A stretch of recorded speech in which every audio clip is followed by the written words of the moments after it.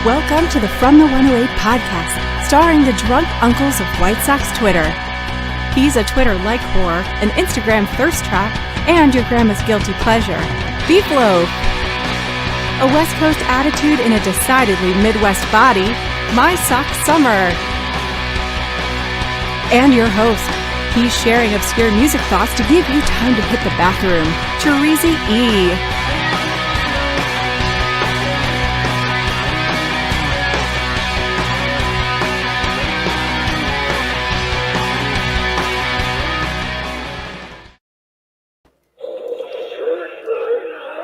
Thank you, Cornsey. Welcome to the From the 108 podcast.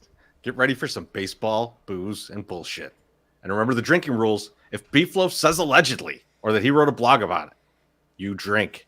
If My Sock Summer mentions his time on the West Coast or attempts to eat another human being, you drink. If I swear or say here's the thing, you drink. Also, you can make any of us shut up for 5 whole minutes by tipping $5, or you can make all of us drink for $1.08. Booyah. Fellas, speaking of drinking, what are you drinking? And Beef, I'm going to start with you. Oh, baby. Normally, Thursday nights are rigatoni, which were rigatoni nights, and wine night. I did have one glass of wine, but not during the podcast anymore. We're in the midst of 108 weight loss. Can't afford those extra calories from the wine. So I'm drinking a very light-looking Añejo tequila. No free ads, of course. Oh, man. I'm going to be going with that all day, all night, and I got my backup, just some water. I got to keep the voice fresh. I got some vaccinations today, one in each arm, so I got to keep the voice going. MSS, I was unaffected. I'm an animal. It didn't bother me one goddamn bit. Yeah, I noticed in our 108 weight loss group chat, people were like, "Oh yeah, I'm getting the vax. I'm getting this," and they're like, "Oh, I don't know. I'm going to take it easy." And I literally almost responded, "Y'all are a bunch of weak ass bitches," because when I did it, I went and did a full on fucking workout. And then partied all weekend at Sox Park. I think it was the last weekend of the season. And I went balls to the walls, balls to all walls, like bolt one to each wall. Bat wings. You had the bat wings spread out everywhere, huh? Yeah. So I don't tolerate no weak shit. So that's what tolerate weakness. I don't tolerate that weak shit. All right, tough guy. What are you That's drinking? my banter. All right. Have a good night, guys. See you later. You fat pussy. I can't wait to bother you later. I'm starting off tonight with the Maker's Mark private selection. Ooh, it's wonderful. A small one. It is 109.8%. That's a motherfucker. I'm done drinking that. I'm going to move on to the next one. My next one, I have 2 different bottles to choose from just in case. I'm going to go, well, we'll try, maybe we have the Michter's, which is a single barrel, readily available at most liquor stores. And then this one, when every time I post about it, people will try to come up to me and be like, "Hey man, where'd you get that?" And I don't want to tell you where I got it. I got the Blantons just sitting here. Nice. Spot in the night, bottle of the night. Maybe have one of these. We'll see. It's a good bourbon. It's very well desired. Cheesy, what are you drinking? I'm also drinking bourbon. I got the Mars bourbon of the future. Oh, nice. It's a heavy hitter. Have you had it before? No, this is my first time. I'm enjoying It's it. hot. I've been enjoying a glass while we were talking before the show, where we were talking about the people that tweet at you and what they tweet about otherwise than tweeting you, which I found very interesting. It's pretty delicious, and Mars should probably sponsor us with how good I'm giving it a word of encouragement here. Beef, how you doing tonight, buddy?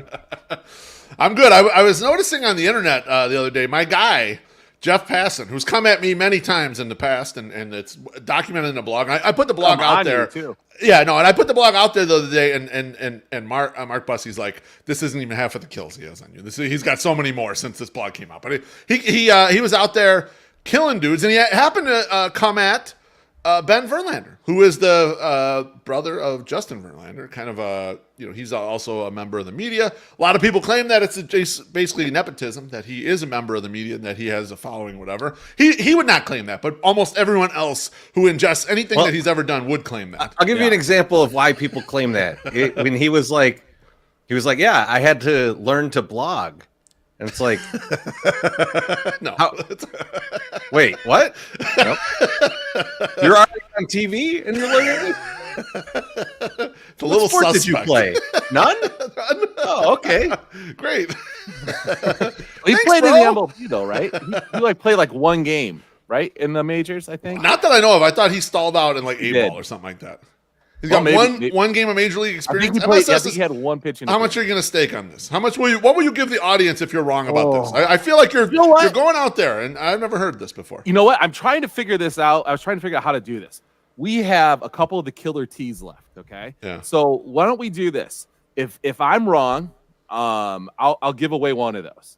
Okay. But if I'm right, what we'll do is you guys can, like, people can, that are in the comments, we'll say what their size is. Whoever the first one comes up at the 2 sizes or 3 sizes that we have, one of you guys selects those guys. You'll play for them in the this or that challenge, and then they'll win a T-shirt. You can win a T-shirt for them. I like that. How about that?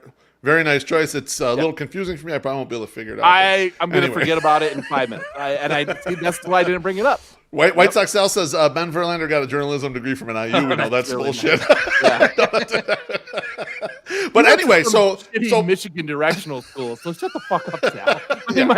He went to like Western Michigan or some bullshit. No one cares. White Sox Sal, no one cares. I don't think he went to Western. So Passan went after Ben Verlander, and it was about the Ohtani thing, and he was kind of making fun of Justin Verlander for starting to get lit up, and Verlander went back at him and did a height joke. Now I'll be honest with you. I think we're a bit heightist, especially MSS and I. I probably would have gone for the height joke too. And so it's a low blow, and it's not very creative. We went for the height joke. And then Passan came back with a fellatio joke, if you will. I'm not going to repeat it on here. I don't want to read all the whole tweet stream or whatever. But so later on in the day, people were cracking up, they're going off. And people were pissed. Some people were pissed. They didn't like the joke or whatever. And later on in the day, Jeff Passan deletes the tweet, issues an apology to everyone, and it's like, okay, I'm remorseful. I regret this. So my question for you boys is, have you ever deleted the tweet out of regretting what you put out there on Jack's Twitter, which will be soon Elon Musk's Twitter? Not deleted for like inaccuracy of spelling, not deleted for like, you fucked the link up or something. I mean deleted because you said some shit and you're like, oh fuck, I need to take this back. Have you guys ever deleted Treasy? Have you ever deleted a tweet like that? Not that I could think of. No, I don't remember ever deleting a tweet for that. I've definitely deleted a tweet for like missing like a very key word. Yeah. Like you should not punch people in the face. And it was just like, you should punch people in the face. Probably a way worse version of that. Yeah. And I just saw it pop up on my screen. I was like, whoa, that'll take you right to prison. So I'm gonna get rid of that. How about you, MSS? Any situation like this? This is like the funniest part about this is one of the only tweets that I feel like I've ever really deleted because I was just like sort of ashamed. Involves the Verlander family. I tweeted out a picture of Kate Upton when she like one of the leaked photos, like I just can't believe whatever or something. And this was early in the 108 career. And a friend of ours, and I don't even know who it was. I'm probably not even a follower anymore. We probably got too big for her. She only likes like the local bands. Tweeted or sent us a message and was like, "Hey, I think it's pretty crude to like print out, tweet out something that's stolen. It wasn't like she put it out there. Yeah. There's plenty of pictures of her like in the same whatever. Just don't use the one that was stolen." And I was like, you know what? She's 100% right. And it made me think about things a lot. Yeah. And I was like, she's totally right. And then I felt like I had to delete the other 150 that I had downloaded legally from the internet. To get up and off of my computer because it was bad. You didn't want to get in trouble. That reminds me though. I did delete a tweet that was I didn't want to hurt the person. Was I put out a lot of and this was when we first started up. I put out a lot of pics of My Sox Summers BWC trying to drum up more people. It's a little engagement and big engagement. Yeah, and he started getting a lot of DMs, and so he asked me, "Hey, could you take this down? This is getting too horny." My relationship. And so I took him down. I still have them. Yeah. No, that's you got to keep them. I mean, put them behind the paywall. To Senor Sox, so he has them too. We'll see if they ever pop up again. No pun intended. Well, it's kind of funny you mentioned Senor Sox because Huck says, not now, senor. And I'll be honest with you, I can't see Senor Sox's comments, so I don't know what he's responding to here at all. So he might those comments might have disappeared. Boys, I have deleted one tweet that I remember, a single tweet. Ooh, I want to hear about it. For something. When was it? And it was, I think it was about 2 years ago. And it was a night like this after the 108 pod. If you want to get fired up beef loaf, you get drunk ass fucking beef loaf after the podcast when we chat for a little while, we're still boozing. And then I go upstairs, I might have a little snack, and I'm still boozing, and I'm on the internet, I'm tweeting out there. I'm tweeting the truth to everybody. And I remember Al's Cheesy Beef, and I tangled a little bit, and I told Al's Cheesy Beef I was going to whoop his ass. And I put it in a tweet. And then I woke up the next morning, and I'm looking at it. But I was always thinking about Al's Cheesy Beef as like, this guy seems like he's, a teenager maybe. And then I'm looking at the tweet the next morning, I'm like, man, I'm threatening a teenager maybe here. I better delete this tweet than I'll beat his ass. Now, I'm pretty sure Kerry, that baseball fan, he unearthed that it was some guy named Orlando that worked for the Sox. So now I don't feel bad. I wish I could undelete the tweet because beating his ass, just regular civilian, that's fine in my opinion. So I regret that. I regret deleting that, but that's the only one I could think of I deleted. I like that Senior Sox said be well. Yeah, that's a deep cut. That's a good cut. He's got me there. Yeah, that's good. Beef, I like that you deleted that tweet, but you left up a Betty White tweet, and I still can't believe you didn't get clobbered. It was the day she died. It was the day she died. It was like the news came out she died. It wasn't 30 minutes afterwards, and I said, and it was like Omar Epps like doing a little, and it was like Betty White gave better blowjobs than Nancy Reagan. And no one said shit. I remember the first like and response was Soxwood, and he's like, "Oh, I got to get the popcorn out for this one." Nothing happened. I was got about 50 likes. Nothing happened. I saw it, and I was just like, I just remember thinking to myself, "This is funny." Here it goes. At first, I thought this was funny, and then immediately the next thing I thought was, I hope Cornsey doesn't see this. Because I'm gonna get all the ire. Beef's not gonna get any of it. I'm gonna get it. She already knows I'm an idiot. She's gonna blame it on you for not stopping me from doing that. It reminds me of I went up to I was at a company event. We were going to Cubs game. I stopped at Barstool Chicago studio. I'm talking to White Sox. They were just talking about random White Sox shit and bullshitting or whatever. And I told them about this picture I had. And I showed them the picture I had of Sister Jean with Roquan Smith with the black symbol on there. I said, I've been so afraid to tweet this. He goes, why? Get that out there. Tweet it, right? So I tweeted it out there, and he DM'd me. He goes, anyone who doesn't like that has a dump in their pants. So I feel more brazen that I could just tweet whatever I want out there. It should be funny, right? It's a joke. It's obviously a joke. Hey, listen, I know. White Sox Dave has done really well for himself. You should definitely take career advice from him. Probably. Look where he's in these ranks. He's really succeeded. He's done really well. So you have to give him. Well, that. okay. So if we're gonna take advice from him, right? Yeah. They do the rough and rowdy. Should Beef go against Al's Cheesy Beef in a beef off in rough and rowdy? I don't know. Is Orlando going to kick his ass? Because good old fashioned American beef off. I'm not in good enough shape to fight anyone. Not yet. 108 weight loss, baby. That's what it's all about. You're gonna drop 60 pounds and gain a bunch of muscle. So I can't wait to see that guy's primed and ready for rough and rowdy. We will be your cornermen. I'll be your cut guy. Teresi I can't wait to try to spit in the bucket and spit all over you, MSS. Sean Jankowski, you're way out of line. He says beef that was as long as MSS story. No, it wasn't. It was less than 30 seconds. Me talking about delete my tweet. 30 seconds. It had 3 parts, Sean. That's what he's gonna say. He's gonna say there were 3 parts. It didn't have 3 parts. It had 1 part. It was just me saying I was gonna whoop his ass, and then I deleted it. What else is there? There was nothing else. I can't believe you punched Cheesy Beef in the face. What a douche. Fuck the Bears. Yeah, Billy, we're not watching the Bears. I mean, the Bears we watched the Sox through their rebuild. I don't got to watch the Bears through theirs. No. Fuck out of here.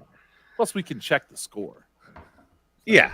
You know what? I'll check the internet and see what excuse people are making for Justin Fields now. Will that help everybody? All right. MSS, what are you up to today? Oh, nothing good. Teresi, how about you? How you doing?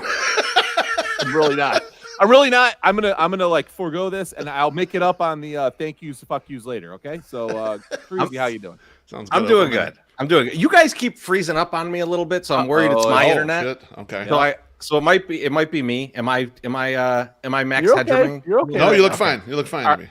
Right. Well, so let me tell you, because this is going to take a little while, because Okay. I'm going to go MSS on you. It's going to be a little bit of a longer story here. And the thing about this is, I was going to write a blog, and I was going to basically cliff notes all the shit that's going on in the chess world. And then I realized I don't want to do that. That seems like it's going to take a long time. I just want to talk about it in banter. So I don't know if you guys have heard about this. I'm going to get the short version, like in Spaceballs.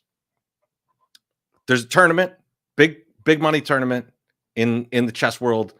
A top player loses to a way lower ranked player. The top player gets really pissed off, says some shit, leaves the tournament, and people are like, what's going on here? Lower ranked player has already been caught cheating before. Most of the cheating that happens in chess is online, right? Yeah. So the top ranked player, same with backgammon. Backgammon has a lot of online cheating too. Same idea. So the top rated player then says, hey, look, his mentor is doing a great job with him. That's all I'll say. You look up the mentor. The mentor is a notorious cheater. Look, very great player. Yeah. But also cheats his ass off and has got caught multiple times cheating. But all of this is online, right? All these guys are cheating online. And when you're cheating online, you're using like an AI bot, and it's telling you what to play next. Yep. And you can win like that because fucking artificial intelligence knows all the plays ever. Well, you have complete information. Like in a game like Right. that, or a game like backgammon, you have complete information. It's not like in cards where you would have to guess what the other players are doing. What they have, you know what they have. You know where they're at. You just saw their last move. And everyone uses certain strategies, so like it's kind of easy. So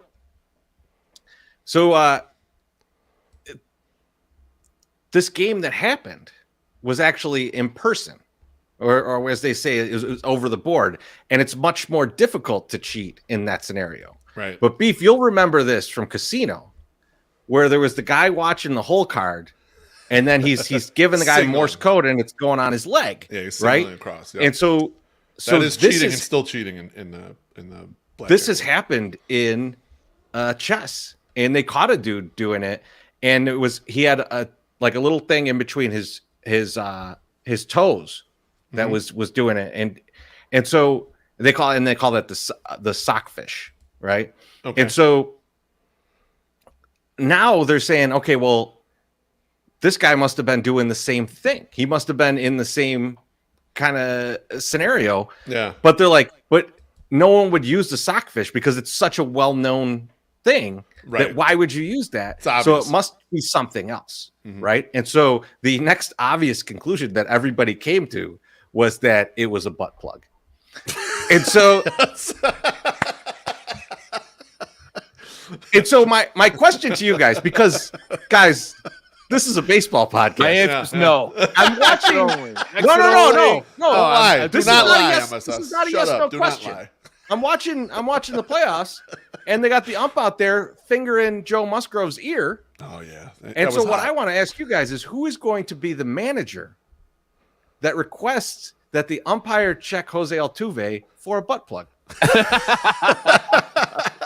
Well, in my opinion, it's the coach from Prescott and Wildcats. He wanted Finch's jock checked. He wanted his jock checked after the game. So that's the perfect guy to check. All the nether regions there for sure. For sure. No, out of the AL managers, like who was Francona? It's Francona. If they get to the Terry Francona, he's on the end of his career. He would 100% do that to rattle the shit out. I mean, I'm sure Kevin Cash has already done it like 3 times during the regular season. Just wasn't a big story because it was the Rays. But Francona would playoff check for the butt plug in Altuve 100%. Man, I would love to disagree with you, but I can't. I think that is like that's good. Because he's got to use every advantage he can use. Like he's used all the mental advantages this whole year. First off, Brian, fuck you. You're starting to take over Sal's spot with his. First off, not funny. I am funny. Thank you, though. Sal with belly. That's who I thought of. I thought I was like, this is going to last till next year, and it's going to be Baldelli. I mean, Baldelli could do. He's not in the Baldelli could playoffs. I definitely thought you were saying only playoffs. No, I said first. So playoffs I'm is sorry. a good. Like you would get it because if Francona did if they meet Yeah. each other, then they might not meet. So good call. You know. It's interesting though. I mean, I wonder how many times he would get buzzed Altuve in the booty before he shot it and like made a mess. Like, and that would be like the thing that gave it up, right? Like you know, Brian S. Tito, hey Blue, check that guy's anus. That's pretty much how it would go down, I think. I could just imagine him. I imagine the ump getting in there like they got in Karinchak's hair, just getting a nice little massage. You think there's a particular ump whose job it is? Like especially in the playoffs, you got the right field, left field, you got all these. Or do you think there's an off-field ump that it's their responsibility? Like no, it's got to be one of the guys on the line, right? Like you're lucky to be here. He comes running in, snapping on the gloves. the ear checking. Well, then their poo hand's not that involved in stuff close to the players. It's by itself out there. It's either foul or fair. So you get the guys down the line. They can have the poo hand. You know, the other guys can't. Just got like some poor kid out on the outfield line. It's his first game. He's at a playoff game and he's just shaking his head at the ump. What did you just do? I was very confused by the ear checking thing because it looked like it was Vaseline. And as far as I know, like pitchers aren't trying to make the ball more slippery. Spitball, maybe. They're trying. That's what it was. But a spitball still would give you a better grip. Like if you had Vaseline or something that was greasy on it, I don't know. I mean, you want it so you get a little more break with the. You know, it's odd, different thing. It's different than the whatever, but still, yeah. It was extremely shiny. Like it looked Very ridiculous, and they kept panning towards it and zooming in on it. So, like when they checked it, I wasn't surprised, but then I thought they're not going to find anything. There's no way they're stopping a playoff game and saying this guy, you got some shit on your ear. No. Also, you're not going to be that obvious if you're doing something right. Well, and he brings up a good question. Do you think Altuve has ass hair or is he smooth down there? Oh, I'll go first. Smooth. Yeah. Oh no. No. Hairy beast. No. I agree with MSS. He's smooth down there. If you're doing something like that, you need not only to be able to hide it, but you need that forest to keep it in there. So like you got to worry. It's buzzing around in there, man. By the way, my only one last thought on this chest thing is if that dude who was playing did this by. Here we go. No, you can't. Shit, it's 50. You paid the 50. Yeah. Okay. All right. Before he goes, I just want to say, and I'll leave you with this, my sock summer. Okay. If that guy who was playing chess, if his asshole knows Morse code, he deserves to be allowed to cheat. And now, my sock summer, I leave this off to you. 5 minutes go, baby. All right, I guess I'll talk about this. And I wasn't going to talk about it. Thank God that I didn't. So earlier this week, I tweeted out a tweet, and I was talking when Justin Verlander was getting shelled by the team they were playing. I don't even remember. And they're fucking getting lit up. And I was like, oh, this is going to definitely help Dylan Cease's opportunity to win the Cy Young. It was a joke, kind of. You know, I was like, there's some truth behind it too. Not really, but that was mostly a joke, you know, and I got lambasted by a bunch of people I don't know on Twitter. A bunch of people came at me and were like, bro, they fucking vote for this before the playoffs. All the votes are sealed. They're like in a tomb somewhere, gonna be unearthed later, you know, and blah, blah, blah. Now, I tweeted out again today and I said, or yesterday, I'm like, so all these motherfuckers are in my mentions that are giving me a hard time about this. Is this the first tweet you've ever seen by me? Like, first off, I'm dumb, right? We've established this. I don't know how to speak the English language very well. I'm not a good, you know, I'm not good at soliloquies. Thank you, aloha, Mr. Han. I'm not good at popping numbers up and just thinking like, if you've seen the Chris Farley show, that's very much me. It's like, oh, you know, you know. But yes, I have. I was just very upset. This guy goes, well, I guess it was a joke. It wasn't that funny. I guess you're not as stupid as I think you are, or something like that.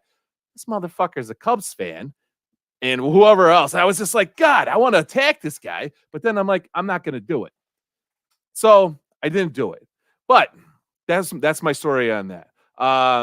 Also, what else is going on? What else is going on in my life? Both the girls were sick this week. We're in the 108 weight loss challenge. We've been doing a really good job, Tonight, I am fucking starving right now. I am so hungry. So I know I'm back on my path because I would have gone and eaten something before I came down here just so I wouldn't eat after the show. But I didn't do it because I'm like, I need to start feeling the burn because I only lost 1 pound. And all these other motherfuckers lost like 3, 4, 5 pounds, right? Chief lost 3 pounds, but he didn't even weigh in. So it's real great. But yeah, all these other guys are running really fast. But I want to remind everybody that this is a 6-month marathon. And if you're gonna get like all worked up like so quick, I mean literally, and I'm not kidding, people are fired up. But you need to keep this fucking energy going through December, through January, through February. Like if you build up, if you start so high, right? Like you can't ramp up the intensity at some point. I don't know where you're gonna go. Where are you gonna go? Where are you gonna go? You can only eat so many things, right? You can't just like all of a sudden create something new that you're gonna eat. So if you exhaust all the fun options in the first fucking 3 weeks of this fucking goddamn tournament, what are you gonna do?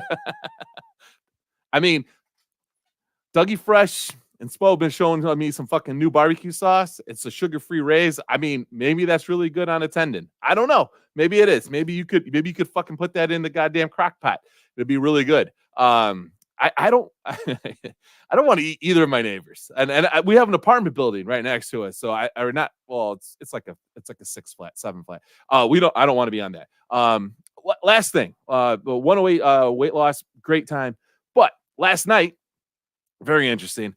I'm sitting in my bed. I have my oldest daughter's laying next to me, and I go, "Hey, tell your mom to come over here to watch this video of my youngest's friend, like in judo." Fucking, she goes out to go get her, and then I hear her yell, "Dad, there's a cat on our roof!" And I go, "No way! There's no way there's a cat on our roof, right?" I go, "How is there a cat on our roof?" And we have a flat roof in the back, and it's right next to the apartment building. Apparently, the window was open. And the cat jumped from their fucking building onto our house. And there is a cat literally on our flat roof that hates people. So I get up from the bed and walk out, and I see a strange woman in my kid's bedroom, a strange girl. She's younger, but I'm like, who the fuck? I go, there is a cat on our roof. Like, so we had to go get a ladder, get the cat down. And it was a fucking thing, right? It was a fucking thing. But I was like, this is totally insane that there was a cat on our roof last night. This is, yeah. Dude, I actually met Henry Rollins, Sal. He's a fucking great time. I love that dude. He's also like very small. He's like about 4'10". He's not a big guy. Shit brick house. I read a lot of his books, a lot of anger from Henry Rollins, but like I really liked him. I fucking loved it. And there we go. That was fantastic. Now pay some bills.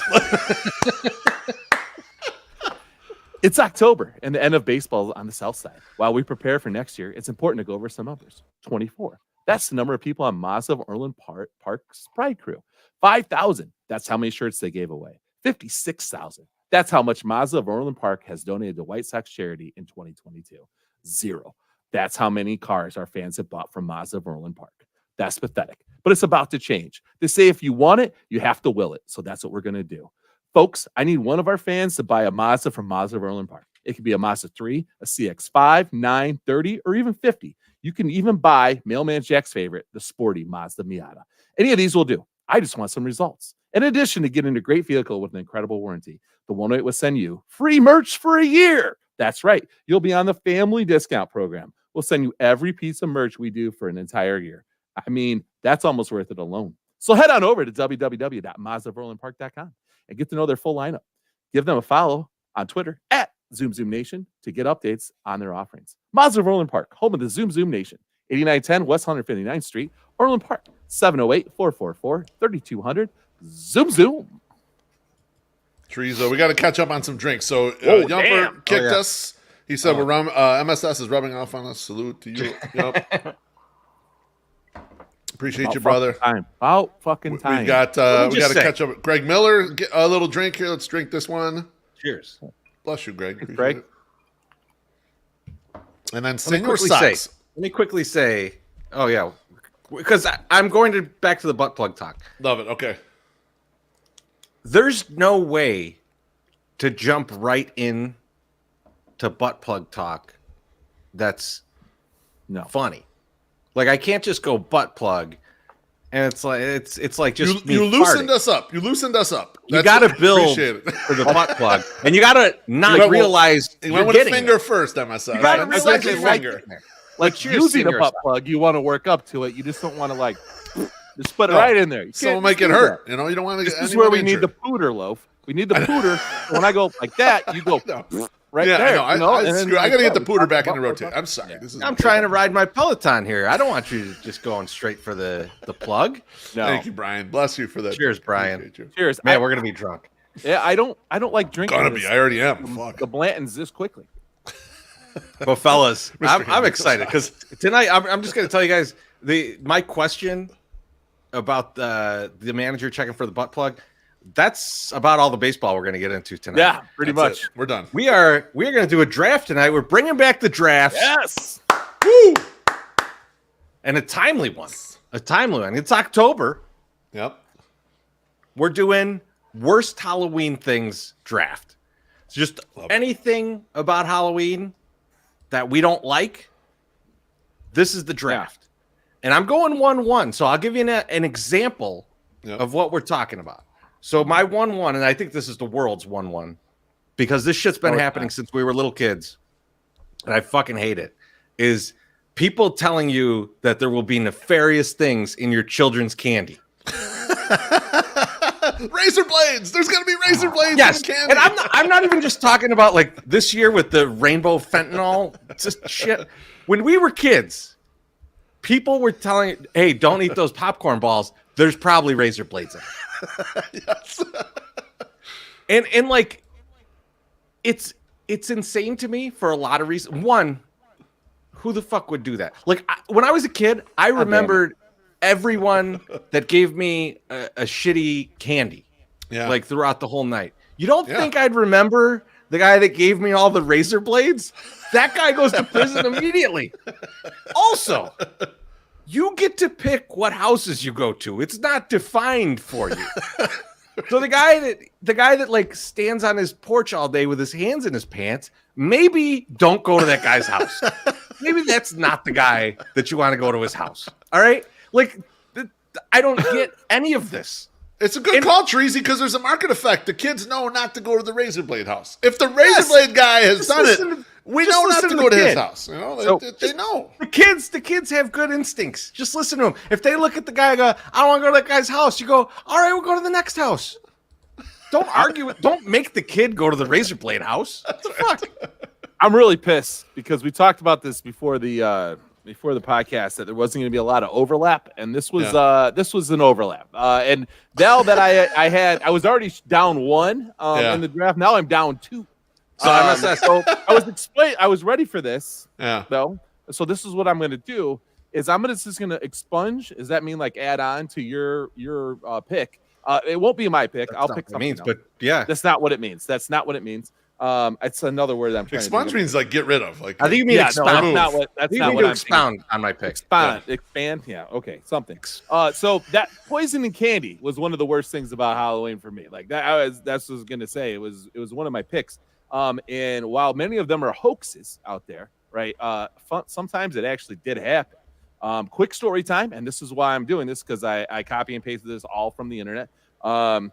The year is 1974. The location is Deer Park, Texas. The guy, optician Ronald Clark O'Brien. Apparently, he handed out pixie sticks to several kids while they were trick-or-treating with his 2 sons. His 8-year-old son died suddenly after eating the pixie stick, and an autopsy later showed it was laced with cyanide. Police managed to recover the poison candy from other children before anyone else ate it, but grew suspicious when O'Brien couldn't remember the house at which his son had received the candy. It was later determined that he had poisoned his own son. He was convicted and executed, thank you, Texas, for his crime in 1984. So, much like a lot of things, the people that you are supposed to trust, you probably shouldn't trust them. The strangers, trust them. Don't trust the people that you're supposed to trust. You know, just like you were saying. Trust strangers. Weird, like, hey, Uncle John, he's just a little off. No, don't trust Uncle John. He's off. He's weird. Okay. He's probably the one that's going to try to kill you. Just like, Ronald's fucking poor son. I shouldn't say it like this, but I love that story because it proves my point. It proves my point more than anything is that people aren't out there trying to give you shit in your candy, but the word is out there, and so people who want to murder their own children use this as their cover. So yeah, so I think I like your pick. You're going number 2, apparently. I guess. No. That was just. I was. No. That was your pick. No, it's not. No, it's that not. was. No. No, it's not. My pick was people telling you that nefarious things would be in your candy. Okay. Yeah. And yours is number 2. That's the number 2 pick. Is killing your own children with Halloween candy. Actual poison in candy. Okay. Killing your own children is I'll right. take that. You're up for the turnaround, buddy. Before I turn this around, we gotta flip some drinks here, man. Yump is back in here giving us some more drinks. Oh, a few more God drinks. damn. You won't remember what the fuck you picked. That's true. Bless you guys. So it's funny, Yump. The big thing here is not so much me remembering what I picked; it's remembering who's going next and when we're actually done. Well, it's him, me, you. Nathan Sheba. Turn around, me. Yeah. Nathan. Drink? Thank you, Nathan. Cheers. Miss you, Nathan. And it was great Nathan, to see you. Good job. Yeah, good to see you at the end of the season. And nice email to the Sox. That was a very odd behavior from the Sox towards you. I'm glad that you said something. And then Huck. Thanks, Huck. Huck, man. Huck says, my internet's worse than anything MSS has ever had to deal with. Have a good show, boys. I will quickly say you. Thank you for your service, my friend. Thank you for tuning in. Fuck you for your service. I don't care. He's got a shirt going over there, actually. Beautiful. And I had to figure out. He's like, "Will you ship it over here?" And I'm like, "Are you paying for it?" And he goes, "Yeah." And I'm like, "Oh, fuck, ship wherever you want me to ship it. I'll ship this shit to Columbia. I don't give a shit." And I once I figured out where he was actually stationed and what the country codes and all that shit meant, I sent it. So it should be there unless it shows up at my doorstep tomorrow. And then in which case, I'm sorry, and I'll get somebody that with a bigger brain to fucking do it. Maybe one of the people that commented on the Cy Young thing, they can help me. They can show me how to do it because they're so much smarter. First of all, you missed the best part of the Cy Young story, so we'll get to that later because I might have to. I'm going to thank that guy in my thank yous because I'm so pissed you didn't bring it up. That's a good idea. Turn us around. All right, I got the turnaround here. My first one on the turnaround is so obvious. I actually think this is more 1-1 than your pick, Treasy. Your pick is great. MSS's pick is wild, and I fucking love it. So maybe this does belong 3. Getting egg bombed. Yes. Getting egg bombed is one of the worst fucking things ever. I knew that was going to be your person, your fucking car. I remember when Bonita was little. It was Halloween. We're driving home from my parents, and we had gone over there. Because, the grandparents give you a big bag of stuff. You don't even need to go trick-or-treating. Just go to the grandparents' house, and they give you all the candy you could possibly want. So we did a little trick-or-treating, go to the grandparents. Driving home, I'm driving past Armour Park, and the teenagers were whipping eggs, and one of them did hit the top of my car. I was so goddamn pissed that I got one egg on me. But as a teenager, there's nothing fucking worse than walking the streets, even if you're not trick-or-treating on Halloween, and just getting lit up with eggs. No, nothing worse. I'm going to tell you something worse, Beef. I'm going to tell you something worse.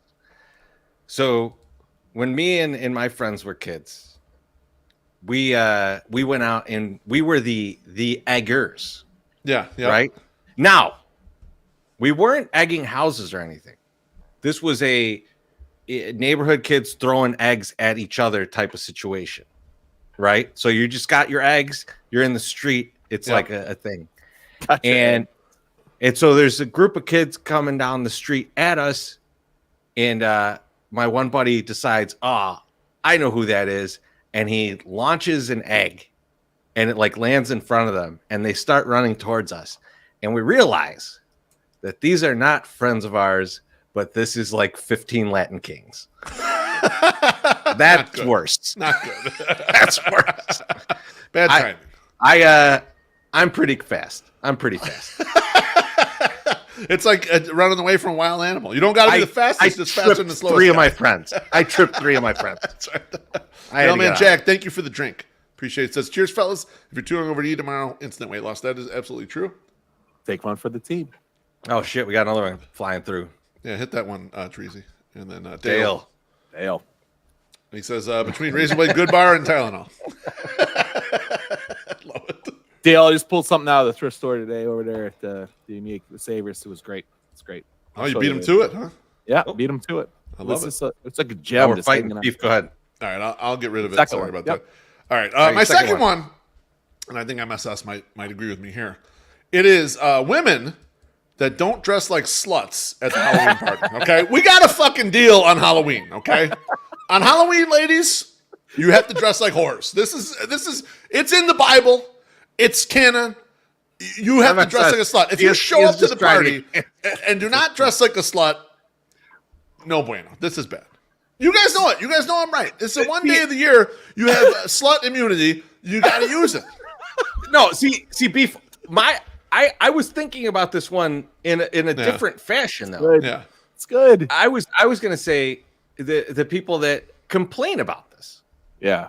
like because it's always total bullshit. It's always total bullshit. You'll have like some male friend that you hang out with, and they'll be like, it's just disgusting how people dress. Well, hang on a second. What male friend that you and I hang out with said that? I want to know. Well, I wouldn't call them a friend. Wally man. Senor Sack says, thank you for your service. Brian S. Beef about to get canceled. Both are correct, actually. Beef is going balls to the walls, trying to get canceled. I'm going to skip to my sex summer real quick. To the walls. You know what? My sex summer comment on it. I love this, and I thought this was a great pick. And I'm upset that I didn't think it myself. But I remember like when the internet was in its infancy, and we would have like chain emails and stuff.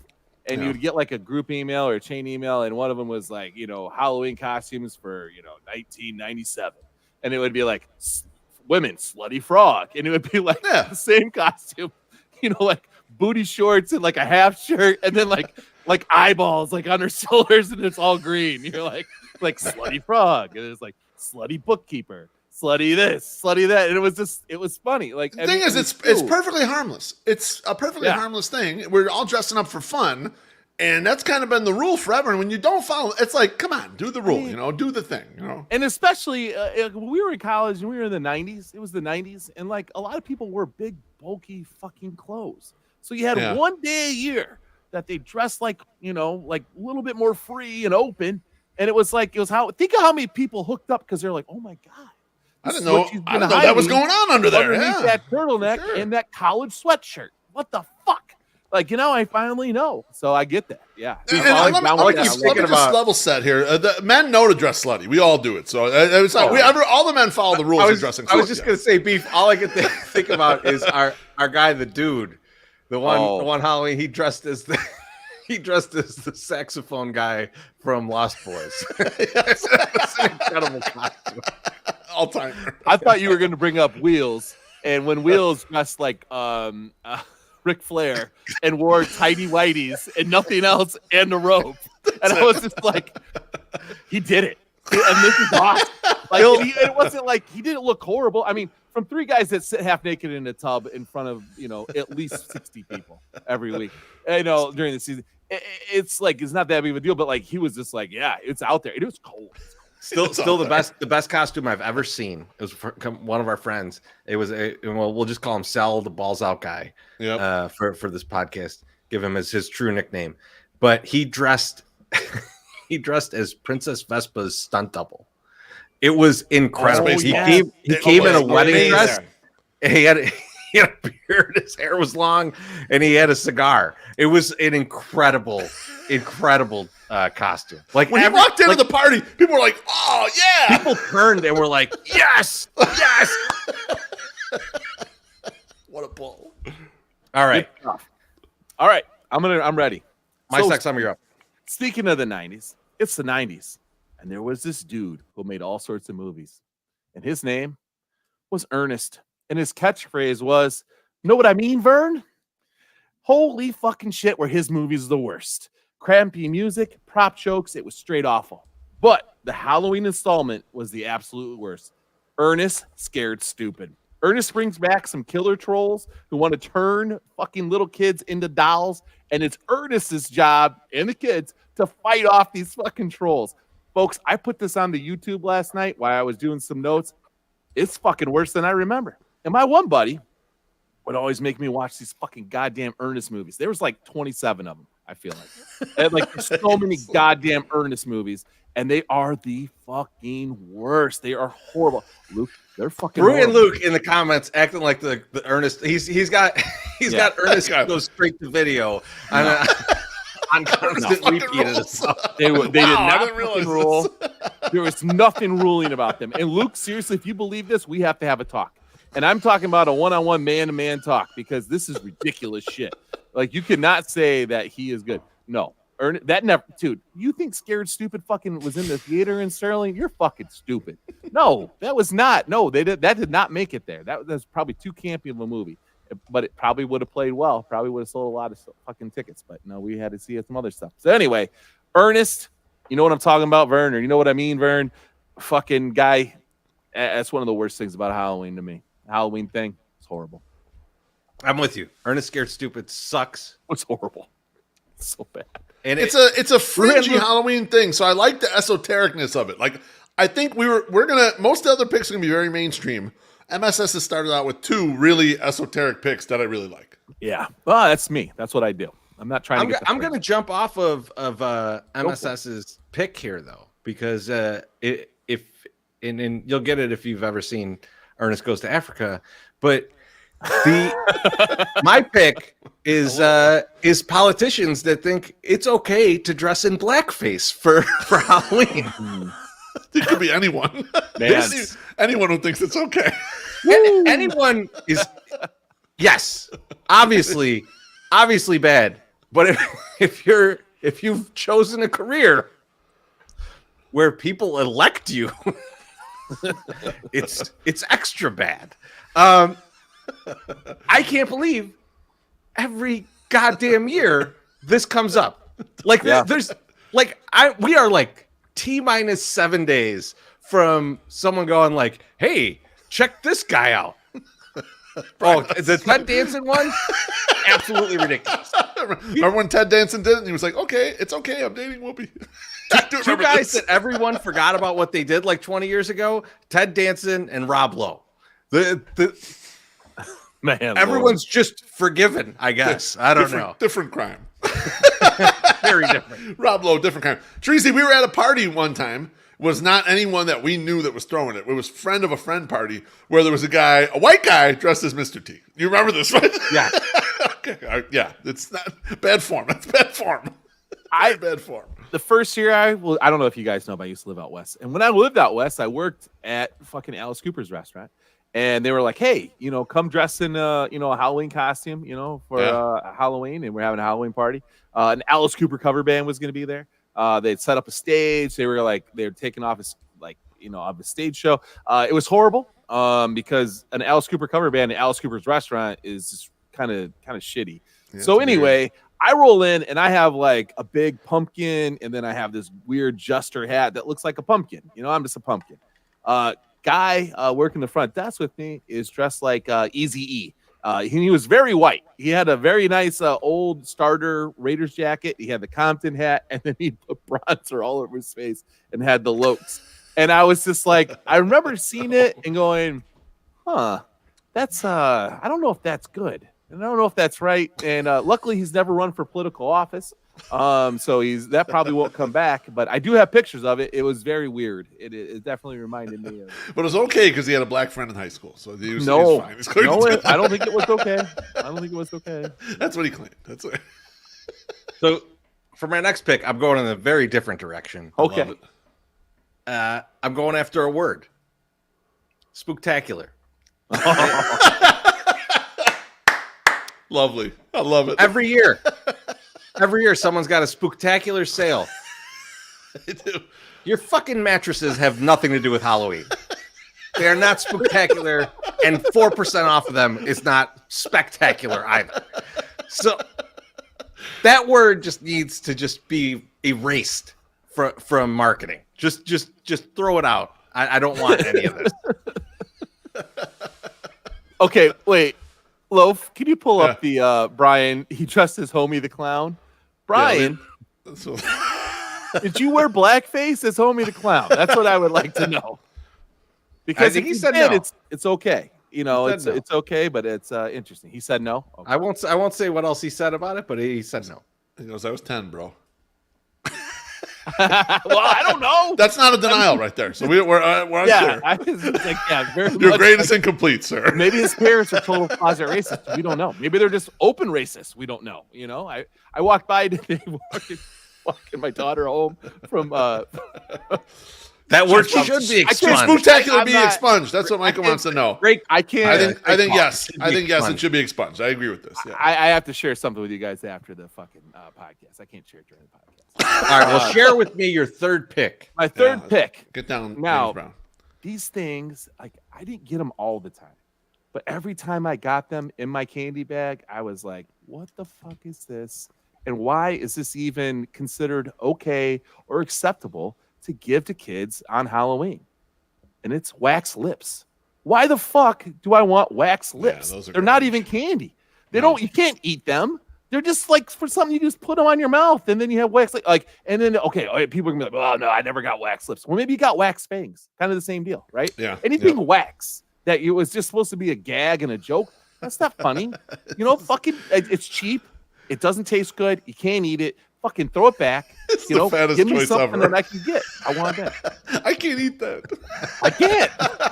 I mean, literally, You know, true, though. I'm with MSS. That's here. garbage. No, I agree with him. I'm with It's you. totally Like, garbage. why are the Yankee Candle people trying to capitalize on Halloween, giving out fucking wax? I did notice that sometimes they have some flavoring to them. They can have Yeah. a flavor, so I can suck some cherry.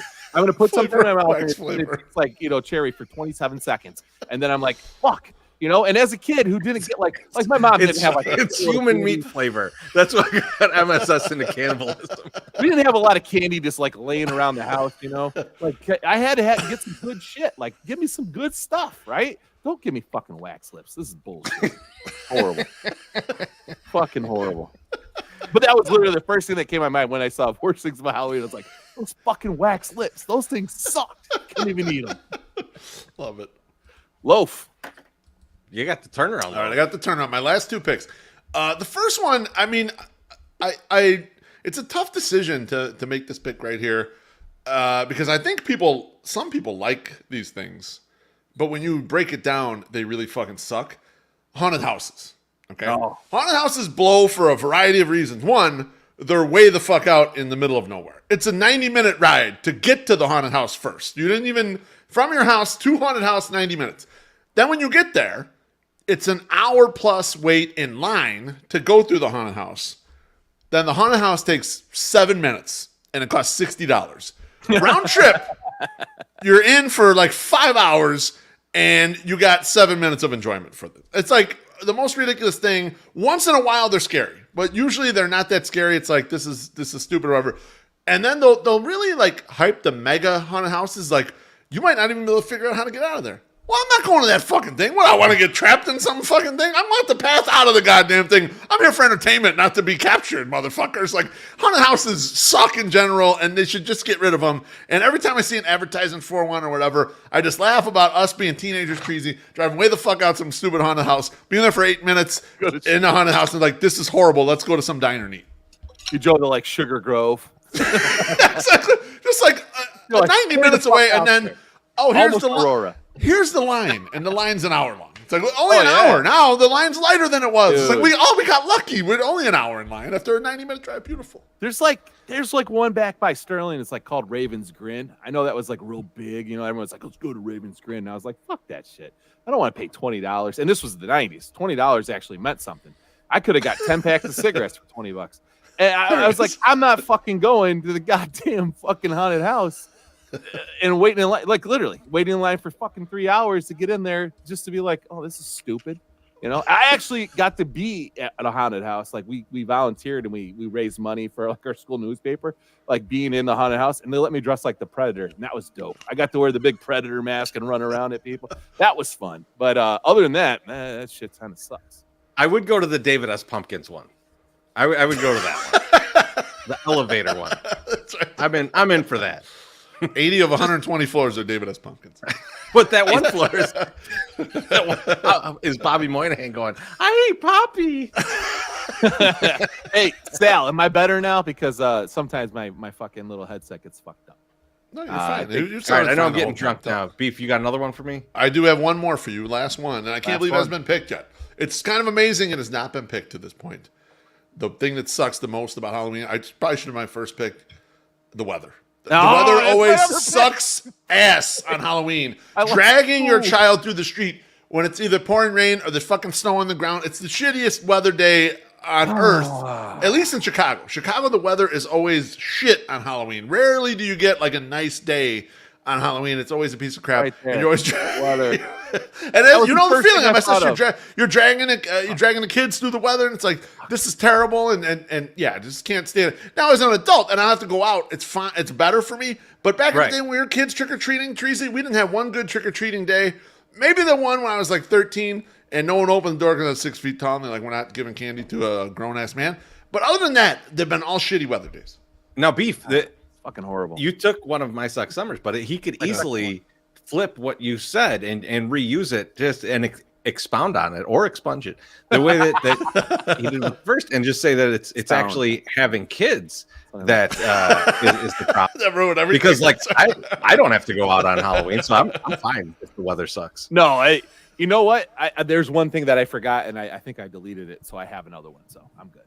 But you're right, though. The weather is totally the fucking worst thing about it. They're like, it's fucking freezing. There was like, thank fucking Christ, there was one Harley Quinn outfit left at Walmart over on Cicero. I drove all the way out to Cicero. Wait, you're dressing as Harley Quinn? No, my daughter is. Oh, okay. But like literally, she's like, I want to be a Harley Quinn, and I'm like, I have to support this because like it's a fucking weird thing that like she wants to be a Harley Quinn. Costume, I'm like, I'm fucking 100% supporting this. She wanted to go Joker Harley Quinn with the fishnets and the booty shorts and the neck. I was like, no, not this year.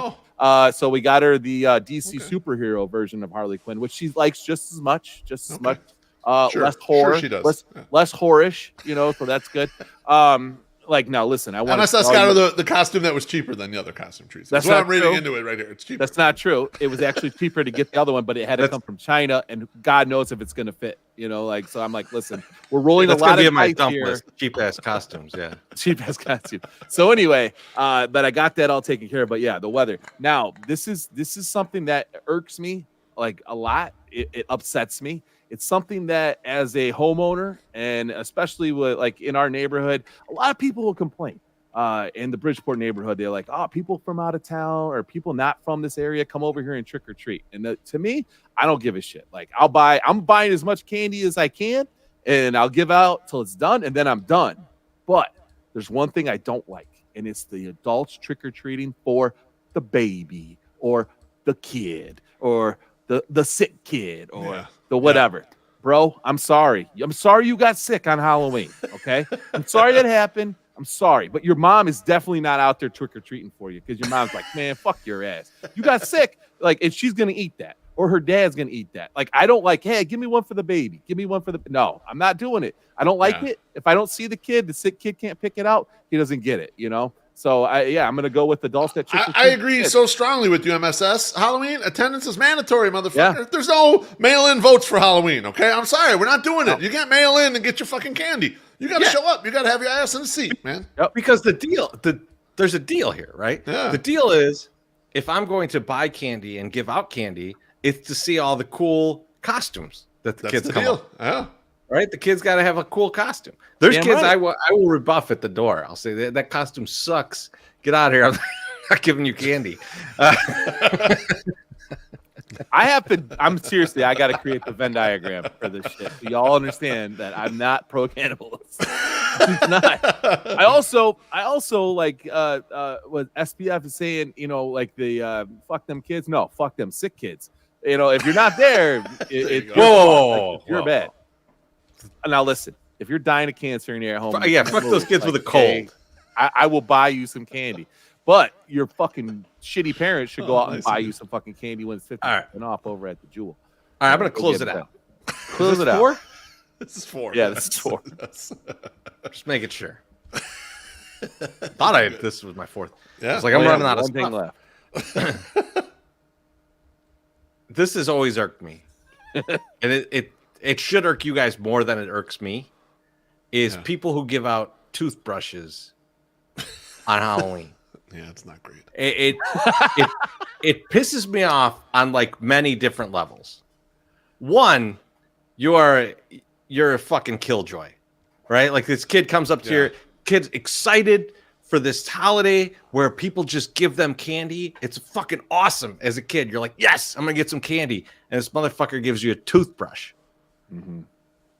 But then I start thinking about it on other levels.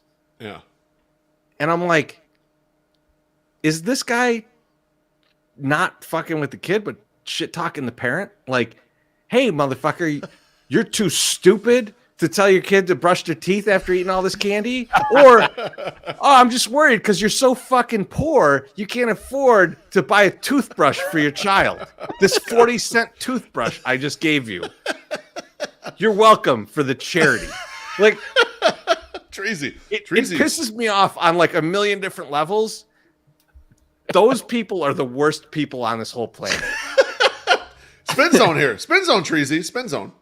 The toothbrush guy might be former razor blade and candy guy. He's trying to wean himself off. He's like, well, this does not please the children. It pleases me. I hate these kids, and I love giving them something I hate, but I'm not harming them. I'm not going to injure them with the razor blades. Maybe that's what's happening right there. You know, there could be a support group and a release program for these people, and then say, okay, you give the toothbrush, and there's someone behind the door like looking at them. You give the toothbrush, right? Don't give that candy that you put the razor blades in, all right? I love this comment. I heard Walgreens has spectacular sales on mini toothbrushes. Thank you, Andy. That is perfect. The only guy that gave out toothbrushes that was in our area was the dentist. The dentist always gave out. And you know what? Fucking shit. Like Halloween had a name on it too, motherfucker. Halloween's not a markening moment for him. You either, dentist. All right. I don't care about your spectacular savings on braces. You know what though, Teresa? I'll say that like that's awful, right? The toothbrush guy is awful. But the Bible verse, like little Bible verse booklet guy, was even worse. Like not even a candy. Oh, did you have that? Oh my god! I saw someone in the comments say the same thing. Like they had that too. That's a thing. Yeah. You would get like not all spooks die tonight or something, and they'd be like, follow Jesus Christ, you know. And you're like, what the fuck? Like I'm sitting here trying to eat my 15th mini Snickers, and you're fucking trying to tell me about Jesus Christ. Tracy, that shit's out in the sticks, man. In the city, that's gotta be. Motherfucker handing that out will get cut. They will get cut by the kids trying to hand some shit like that out. That's we'll break their popcorn ball and razor blade this motherfucker. You're right. Yeah.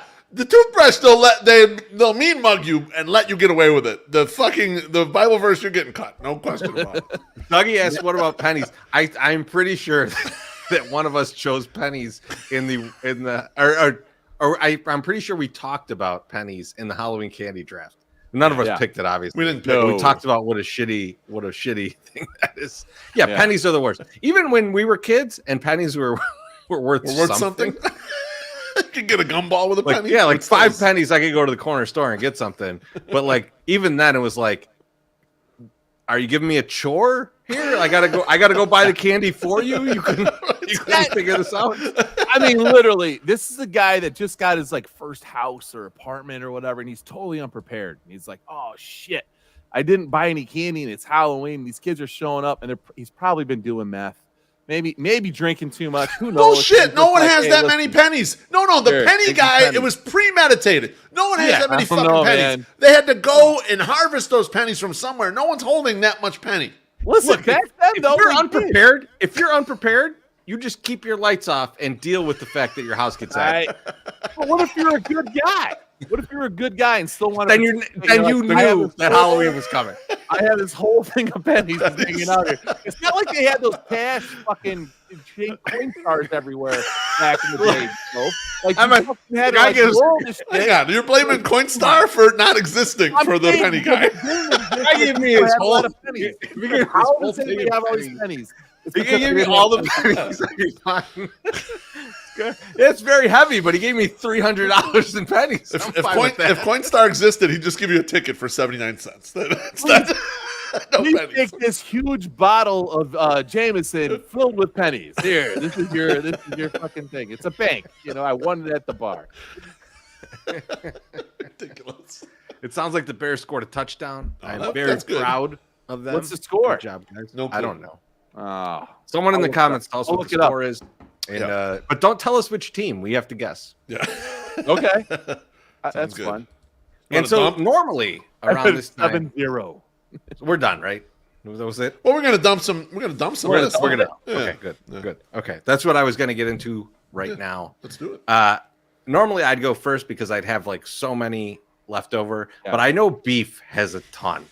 So I want to hear Beef's list first, and then we'll see what else me and MSS have left. I've got a few. I don't know if I have a ton. I've got scraping the inside of the pumpkin to get the guts out after you carve it. That sucks. That sucks. The kids don't want to do that. The Just kids carve want to the be pumpkin. involved in some shit, but they don't. That's not a part they really want to do.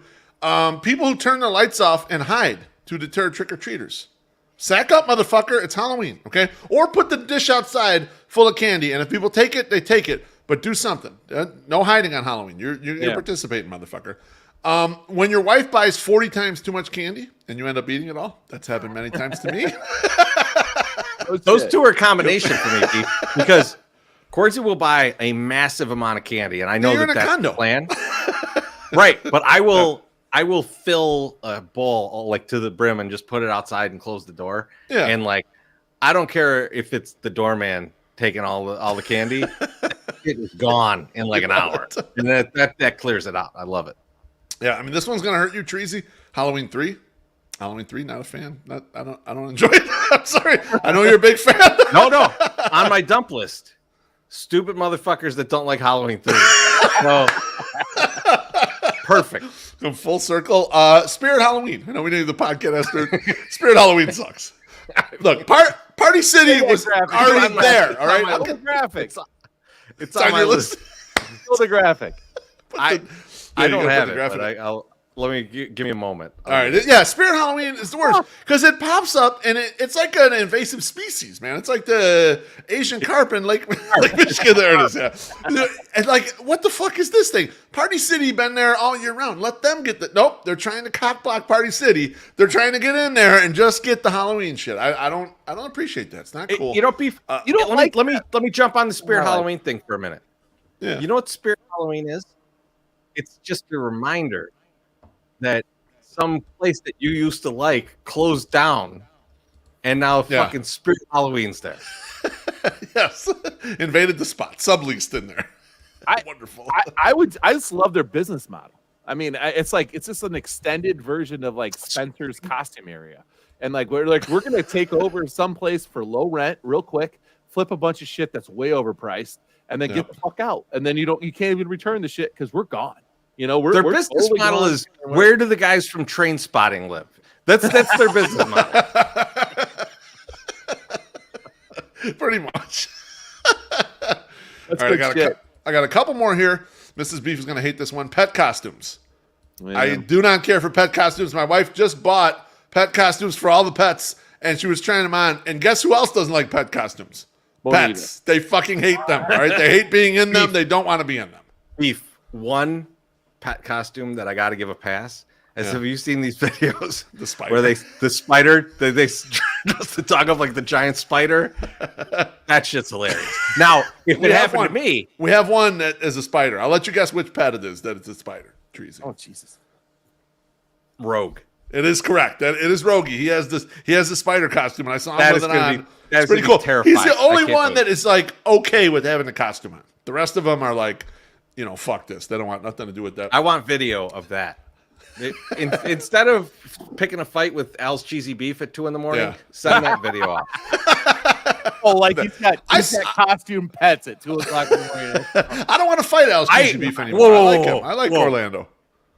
MSS, I assume that when Beef is done with the podcast tonight and he's all hammered, he is going to dress up all the animals. I am not. I'm not getting bit. There's no way. Last two. Plastic spiders. Plastic spiders. We got tons of real spiders. Just let them motherfuckers fill in those spots. Why you got to tell? It makes me mad. Like when we're watching Anchorman, Treasy, and Ben Stiller plays a Hispanic guy. Bro, he's a Jew. Put a real Hispanic in there. God damn it! If you had Spanish language guy and put a real Hispanic in there, what the fuck is this? So the plastic spiders are stealing the thunder of real spiders. I don't like. I'm with you on this because I got spiders all over my fucking house, and they're wonderful. I love them eating all the mosquitoes. Eat a lot of bugs. I go over to my balcony sometimes and just watch a couple spiders destroy a mosquito because I'm like, yeah, you bit me, motherfucker. These spiders, they're nice to me. And on top of that, did we run out of Mexican actors? Because I don't feel like we did. No, I don't think so. That still upsets me. That movie's like 20 years old. I'm still mad at that. And then the last one is the guy who dresses up as himself for the Halloween party. We've all seen that guy, and we all hate that guy. Secretly, it might be your friend, and you're like, all right, my friend didn't bring costume. Nope, fuck that guy. I'm upset at that guy every year. I will say, Beef, one of the greatest ego boosts in my whole life was when Slim Mick dressed up as me for Halloween. No, that's quality. Now, he might have been making fun a little bit, but yeah. I still loved it. That like people would be like, hey, what are you? And he's like, I'm that guy. I mean, like, especially he dressed up as me to the same party that I'm at. That's pretty impressive. MSS, do you have anything to dump? I had the mini Reese's peanut butter cups when the chocolate sticks to the fucking wax paper. That sucks. Oh, that's terrible. I don't like that. Because you lose half a cup when in the minis. You lose half a cup. They're so little. They're little, you're just like, what the fuck? Like, this isn't fun. And then you have to lick it like a fucking homeless person. It's not good. Necco wafers. Homeless people, superior liquors. Yeah. They're just trying to get any nourishment they can. Dude, someone brought up Necco wafers at work today. It's really funny. It's probably not that funny. But Necco wafers are fucking horrible. Like those are not fun. That's not good. Those are the only ones that I could scratch down. I thought I had a good winner with weather. I should have went with that first, and realized that no one's gonna pick wax lips. That was my fault. You misread the market. Weather is an obvious one. I thought weather's going first round. Weather sucks. I should have because it was, and like when I thought of it, I was like, oh, this is fucking genius. Like, you just thought of a genius idea, and then why didn't you use it early and burnt Ernest Scared Stupid and wax lips before weather? And it's a stupid move on my end. I haven't done the draft in a while. So. Breezy, you have anything to jump? Yes, I got just a few left. So I love The Crow. I don't know if you guys love The Crow, but it was so successful that all the sequels to The Crow are one of the things I hate about Halloween. Wonderful. Knowing that the Monster Mash is the only song between you and nonstop Mariah Carey Christmas music is my next one. And that should have made the actual draft. I'm sorry. That is a great pick right there. And then we're going to stay on the Monster Mash for one more, and this is my last one, is the Monster Mash doesn't get enough credit for inspiring the song Tribute by Tenacious D. Oh, yeah. So if you guys don't know what I'm talking about here, is the fact that if you've ever listened to the Monster Mash, you've never heard the Monster Mash. The Monster Mash is just a song about the Monster Mash. They did, and I want to hear that song. Just like Tribute, I want to hear the greatest song in the world, not the Tribute. Right. Although the Tribute is pretty great. It's good. All right. We seriously have to talk about your love for Ernest movies. We have to talk about this. Maybe you should write a blog about your favorite Ernest movies. I actually want to have Luke do a 5. We haven't done a 5 in a while. So it's been a minute. Do a 5. And I want Brewhand Luke to give me the 5 best Ernest movies. And then MSS, me and you, I don't think Beef is so down with this. He seems to be supporting his love of Ernest. I think we should rip it to shreds, whatever they are. You know he's only supporting it so that Luke doubles down on it, so then there'll be more chaos. No, I don't have a dog in the fight. I mean, Ernest is whatever. It's not that terrible to me, and it's not good. It's just right in the middle. I don't know if you know this, MSS, but Beef is an extra in one of the Ernest movies, and that's why he's supporting it. He's like, that's not keep true. Watching Ernest Dies, please. I'm in that one. Ernest Eats Human Flesh. Both of you guys are in that. All right. So normally around this time, what would happen is I would play an ad for our YouTube channel. But you guys are on our YouTube channel. You know how awesome it is. Yep. You've already subscribed, and we appreciate that. And I hope more of you will subscribe. But what I want to talk about right now is the beautiful shirts that me and MSS have on right now. These Section 108 long sleeve pentagram shirts. These are fucking awesome. with 108 on You the need fucking arm, you need bruh. to go buy these right now because they're on sale. It's the cheapest they're ever going to be. Yeah. We also have our crew necks on sale, and we have our winter hats on sale. And guess what, guys? It's not getting warmer. All right, it's going to be fucking cold. All these things are going to help you out when it's cold out. So go to our store. So go to FromThe108.com. Yep. Scroll down on your phone. Yep. Hit the merch button. Go over to the merch shop. Or if you're on desktop, just look to the right, man. There's a big fucking sign there that says 108 merch. Hit that. Yep. Do it. Go to those sites. Go buy this stuff. This stuff is awesome. I wear this shit all the time. I know a bunch of people in the comments. You guys are wearing the stuff. You guys look great in it. Look at MSS, man. I want to jump on top of MSS right now. I look so good in that shirt. Go buy the shirts. And now we're on to the next thing. Hold on. The next thing. Shirts $19.99, winter hat $9.99. And I'm not gonna fucking lie to you when I say that's just barely above cost. So fucking goddamn it, buy one and fucking show us that we made a mistake getting a little beanie. Dare he say barely legal? Barely legal. So now we're on to probably one of my favorite segments that we ever do. And this, I love this so much, and maybe me and Beef are the only ones that really love it, but who cares? You're gonna deal with it with us. That's right. This is My Sock Summers, this or that. And if you're unfamiliar, what this or that is My Sock Summer, who is an eBay seller, probably one of the best in the business. He has spectacular deals all day long. He does. He gives us two things that he sold on eBay, and we try and guess which one he sold for a higher amount. And then we keep score. And out of me and Beef, whoever loses, MSS eats the other. That's right. So, and I got some good. We have to get on our knees in front of Jeff Pass. Roast you with, motherfucker. all right. So up first, Yeah. I'm going to put up the picture. Yep. My Sock Summer. You describe these because remember, people are listening on the internet, and they need to hear what each of these are. All right. First up, we got a Filthy McNasty's sports bar, not varsity jacket, windbreaker jacket, snap up. It's a nice, 80s, early 90s retro jacket, red, with a nice logo on the back.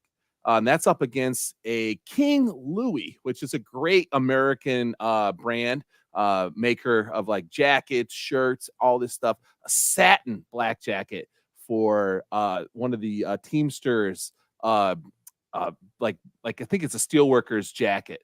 They both are very nice, very shiny, beautiful jackets. So the question is, what sold for more?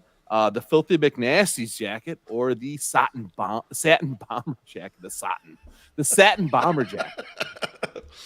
All right. English is tough. It is. So hard. I worship satin. All right. So Who's first right now? So I'll go first. And we'll might as well. You'll go first next.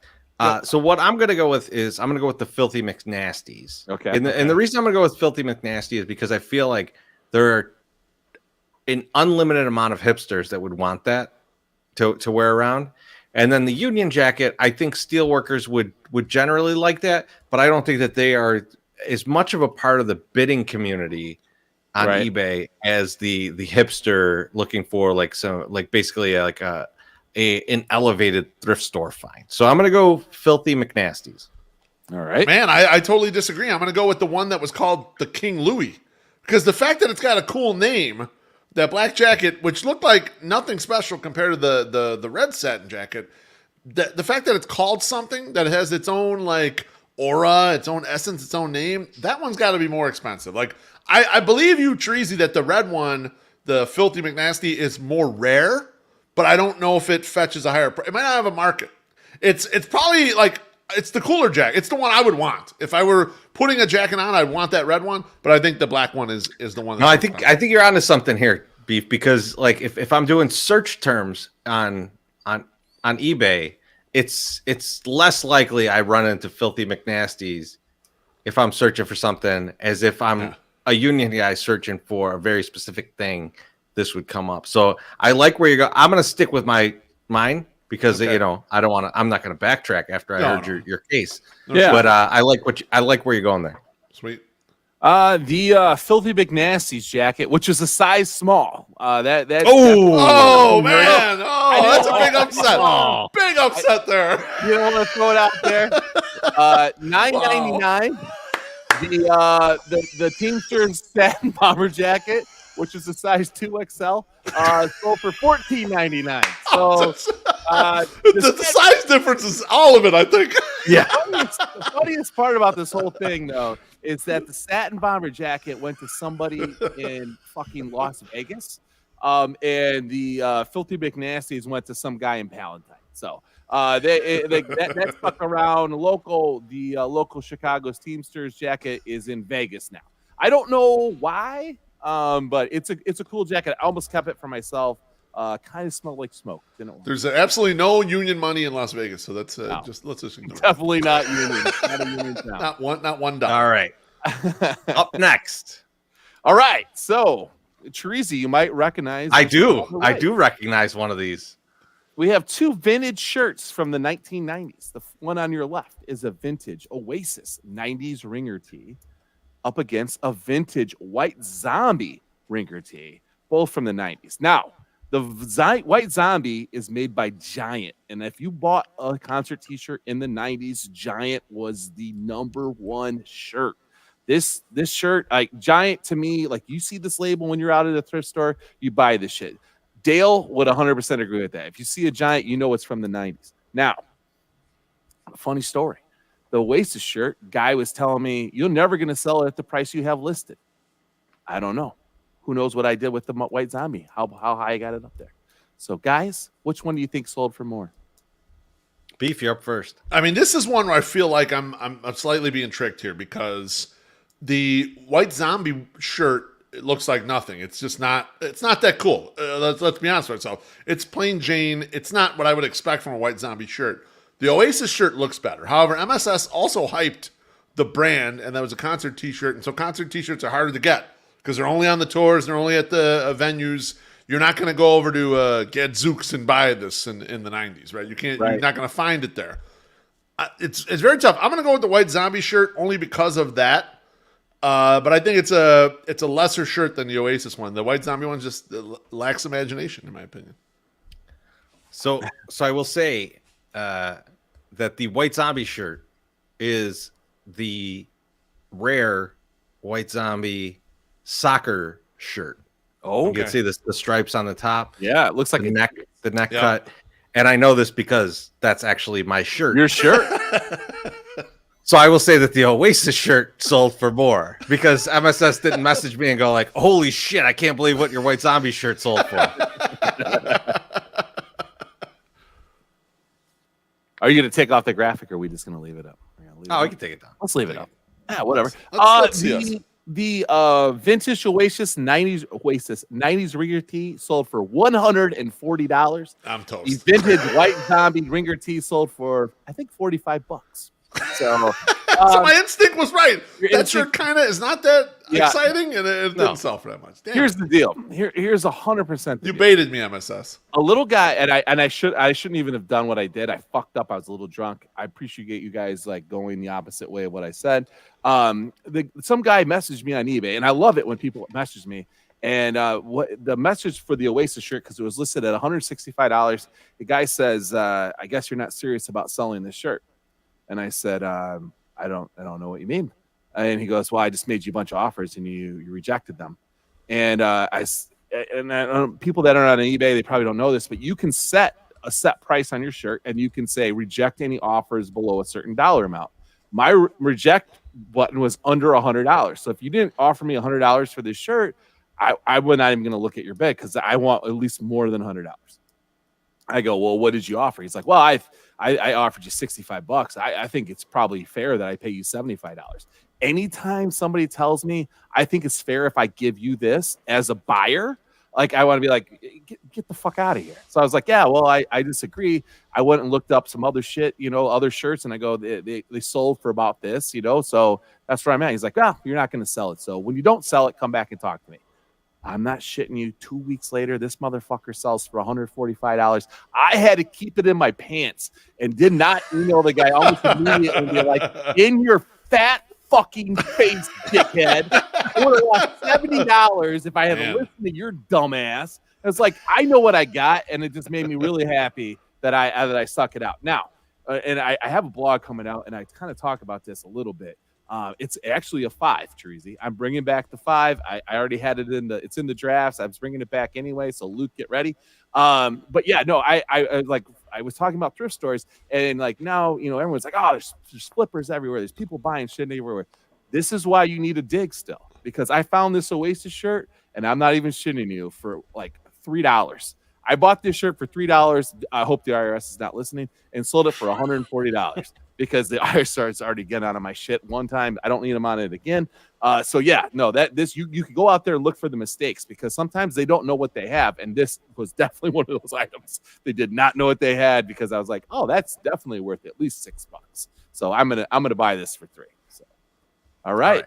Next up, and this feels like a trap, Beef. This feels We've got. Yep. Give us what we got here, MSS, because the one on the left is very exciting to me. The one on the right is not. Okay. So I feel like you're trapping us. So here's the deal. I only shop at thrift stores in Chicago. And when I come across a bobblehead that was released in the same year that I'm at, while I'm shopping, I get very skeptical, and I don't understand how it got here. This is a Pete Alonso polar bear bobblehead. Now, this bobblehead has a polar bear head that you can place on top of the bobblehead like a mask. It is fucking crazy. I saw it. I was like, oh, I got to buy this shit. This is fucking great. So I buy it, and I get it home. But then I'm like, why? And I was like, this was released 4 weeks ago, and it's already in a thrift store on the south side. That's odd, but okay, I'll take it. Now, going up against Fireball Island. Now, in the 90s, there was a game called Fireball Island. It has a lot of folklore to it in the collecting community, in the resale community. Anytime you see Fireball Island, you buy it, because it was a fun game back in the day. They stopped making it. Everyone remembers it from their childhood. You can flip it for a lot of money. This is not that one, though. This is the remake. This is the remake Fireball Island that called Away Again Games made or something. So it's, still, it piqued my interest enough to buy it. I'm not a newbie when it comes to buying, so I bought this. So we have the Fireball Island game, the remake, or we have the Pete Alonso bobblehead. Beef, I feel like we're getting tricked here. And the Pete Alonso seems so obviously more valuable than the Fireball thing, especially that MSS calls out that it's a remake and everything. Yeah. So I'm gonna go Fireball, whatever that shit is. Okay. Yeah, good call. I'm gonna go Pete Alonso, because it's weird that it is in the thrift store, but it could just be someone who traveled there, didn't know what they were getting. They somehow accepted it, and they're like, all right, we're getting rid of all of our junk. I don't trust the remake factor of the Fireball Island thing. Like, I wish if I knew if they played the Cubs that weekend, I would then you feel better about that. But I'm gonna go Fireball bullshit. The thing about the remake stuff, though, is like the people that are willing to put big coin down on something, they know the real McCoys, and so they won't generally. Unless someone's buying a gift for somebody, maybe they don't know what the real shit is. But so I'm gonna go with the Pete Alonso. So now a legit remake, not a remake, an original Fireball Island, $200. $200 all day, every day. It is a cool ass game when we were kids. I don't know if you guys remember it. A buddy of mine in the neighborhood had it. We played it like 7 times. It was fucking awesome. It's a great time. It's great. Now, he also had the whole Mask set. I don't know if you guys remember Mask, all those vehicles. Those things were dope. Oh, yeah. So anyway, Pete Alonso Polar Bear bobblehead, $65. Fireball Island remake game, $34. Damn it. So, yes. It was definitely didn't do as well as I thought it was going to do, but I think I only paid $5 for it, so I did pretty well. Once again, IRS, still solid. I hope you're not listening. Yeah. All right. I'm interested in this one. This one's weird. Fun one. This is a fun one. Oh. I have on your left, and for you guys playing at home and you can't see it, we have a Precious Moments Elvis, Fat Elvis figure, the Taking Care of Business Elvis, where he has the rhinestone glasses, holding the microphone, swaying. Precious Moments is very popular. They have that weird ass face, those lost eyes, makes you worry and wonder about stuff. And then on the right is a Ron Lee clown. Now, Ron Lee is a sculptor, and he makes these weird ass clown figures. And it's just, I don't know, man. I rolled up in the thrift store, Dale. I got this at our local Bridgeport one. This one was.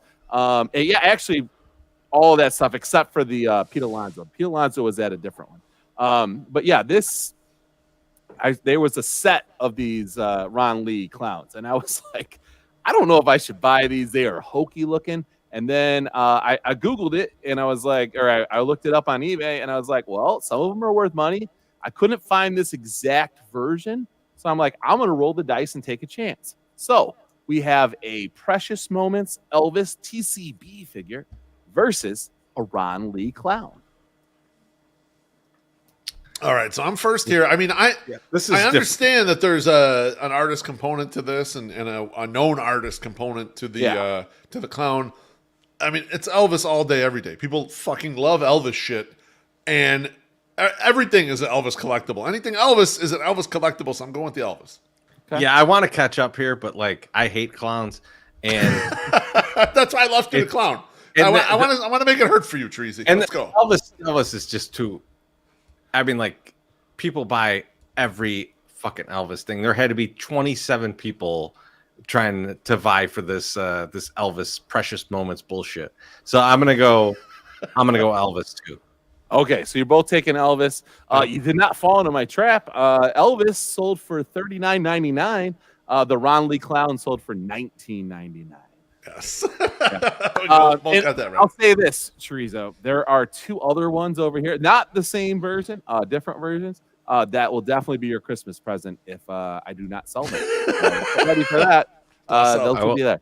I will throw them onto the train tracks behind either mine or Beef's house. I was very shocked by the Elvis Precious Moments being worth anything. I happened to be at Dale. These both were at our store. I went and I saw this and I was like, oh, Precious Moments aren't worth shit, most of them, unless they have the box, and then they have to be something ridiculous. I looked at it and there's no box, and I Google it up and I'm like, oh my God, if this thing had the box, it would have sold for $75. So I was like, yeah, it was for some reason, it's just a weird thing. People, like you said, people love Elvis.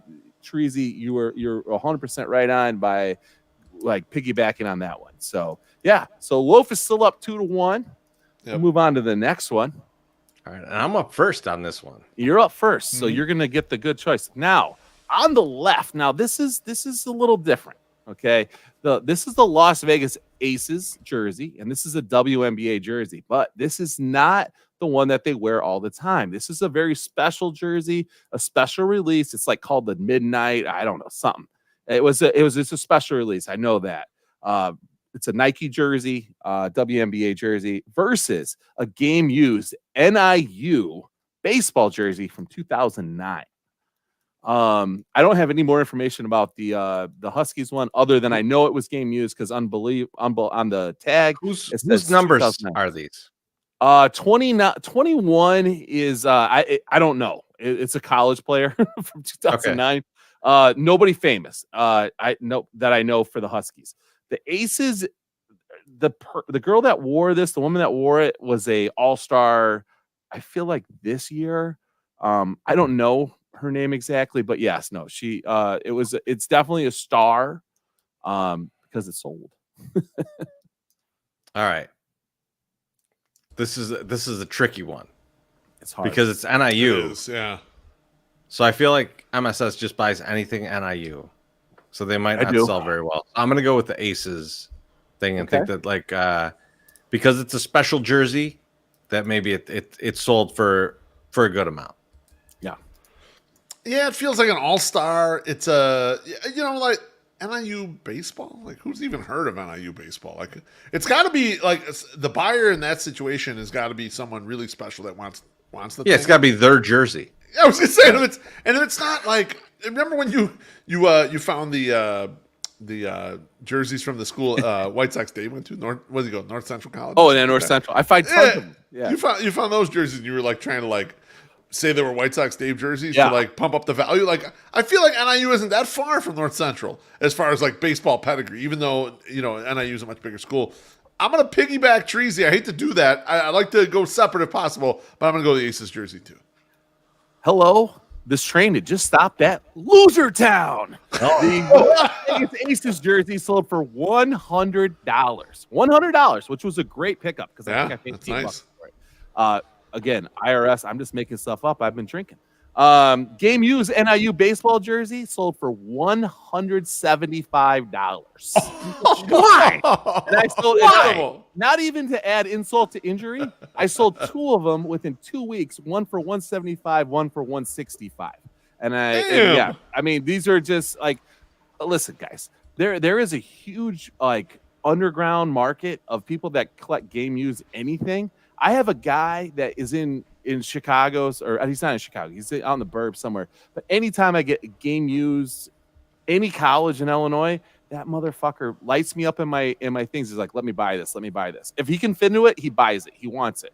So like if you see game used, any college things out there, like I don't like giving this away. This is good information, but that shit sells. You need to fucking buy it. So yeah, the game used NIU jersey. Fucking I made really good money on that. Good flip. That's That's awesome. wild. That's wild. I'm so All pleased you made so much money on that shit. This next one, I was very happy. I'm intrigued. This is an interesting one. Yes. So now we've entered the Nickelodeon part of the this or that. First up offering is a 6-pack of SpongeBob SquarePants golf balls from Wilson. This like a regular old Wilson company. To its right, vintage Ren and Stimpy Spitballers. Now, Spitballers are like little animals or like little like squeeze things that you immerse in water, you suck up the water, and then you squeeze the spitball at the person, and it shoots water out at the person that is in front of you. It's a pair. They were both in very incredible condition. The SpongeBob SquarePants balls are brand new, still in the package, and the Ren and Stimpy Spitballers did not have a lot of marks or like use to them. They were very good. Man, it's really tough. I'm first. I love Ren and Stimpy, and I love SpongeBob. It's tough to choose which one of my children I like best. I think I'm going to go SpongeBob because I think SpongeBob has more cachet than Ren and Stimpy. Like Ren and Stimpy, as an older crowd interested, so maybe they got deeper pockets, right? But also like that thing is kind of like it's not like something you put up on a wall. It's like this is like a squeeze toy almost. This is give that to your dog almost, like those things that spitting out the water. So I'm gonna go SpongeBob golf balls. Okay.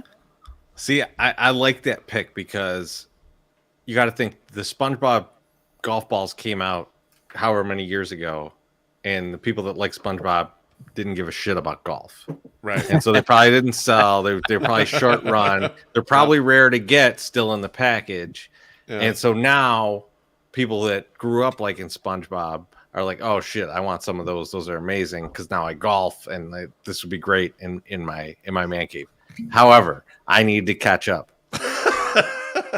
And Ren and Stimpy are still huge. Like people still talk about Ren and Stimpy. If I mention log, people know what I'm talking about. So I'm going to go with Ren and Stimpy. I'm going to go with Ren and Stimpy. Ren and Stimpy whiz on the electric fence. What did you take, Loaf? I took SpongeBob. SpongeBob. Okay. SpongeBob golf balls, $25. $25. I'm in bad shape. Ren and Stimpy spitballs, $14.99. Yes. I know. So trust me. Like I like when this happened. I thought I was cooked there. I was like, I'm fucked. I like this is bullshit because I found these two together and like and you guys know like I'm out at a thrift store and I'm like grabbing like if I see one thing right I gotta grab it. They were not packaged together. I had to find Ren, like Ren's somewhere else. Stimpy I found immediately. Ren, I can't find. I have to go find them. So then I get it, and then I sell them. And I was like, man, they sold very fast, but they shouldn't have sold for $14.99. The SpongeBob golf balls. The reason I bought them is because they're packaged and they were like $2.99 or something. I was like, oh, I can make money on $2.99. And I look them up, and like all of them are like $25 shipped. I'm like, oh, that's beautiful. Like I can do that. Nice so score. Yeah, SpongeBob golf balls definitely took the win. Now the game's over. I mean, we only have one more, but we got to do one more. We got to play this last one more. We end here. You know? All right. So this is there's two things here. Now on the first offering is a vintage 19, I think it was an 89 Bugle Boy tank top. I don't know if you guys remember Bugle Boy. Bugle Boy was a kind of a mid like brand back in the day for kids, especially in Sterling. Is very popular with the preppy kids. I'm the middest dude on the show, so I should wear that. Did you wear Bugle Boy back in the day? Fuck no, we couldn't afford it. All right. And then they didn't have those over at the swap meet when you're getting your haircut. You didn't get no Bugle Boys. I did not have Bugle Boys. I had Trumpet Toms. You know that's what I had. I've never even heard of we that. have the Bugle Boy tank top going up against a very vintage, also Nickelodeon Rugrats towel, a beach towel. It features all of the characters for the Rugrats on it. Very bright. It was a very nice, very great condition towel. But also the Bugle Boy tank top looked brand new. It just didn't have any tags on it. So yeah, that's what we got. We got a Bugle Boy tank top versus a Rugrats towel. All right. Who's up first? You are. I think you are. Yeah. I'm first. All right. So Beef, I'm down 2. You're down 2. Yeah, you can't catch up. No, well, maybe I can. Can't win. I'm not making a deal here. Maybe I can. We're not going red, white, and blue ball for the 3-point contest here. These are 2 bullshit items. I am not losing on one of this thing. If these sold for the same price. No. They didn't. No deals. We tie. All right, fine. Then I'm going Rugrats because Rugrats is obviously, something that like tons of people still love. People still talk about this, and so it's in the Ren and Stimpy camp, but better. So I'm gonna go Rugrats, and I'm gonna lose 3-2. Okay. Tracy, what's funny is like I try to pick up on MSS tells. I know you do too, from playing poker for a million years. And when he goes vintage twice, I'm like, oh, that's the losing one. But he did it for both of them. Both of them, he said vintage twice on them. He said vintage on Bugle Boy. Then he said vintage, very vintage on Rugrats. So he did call Bugle Boy mid.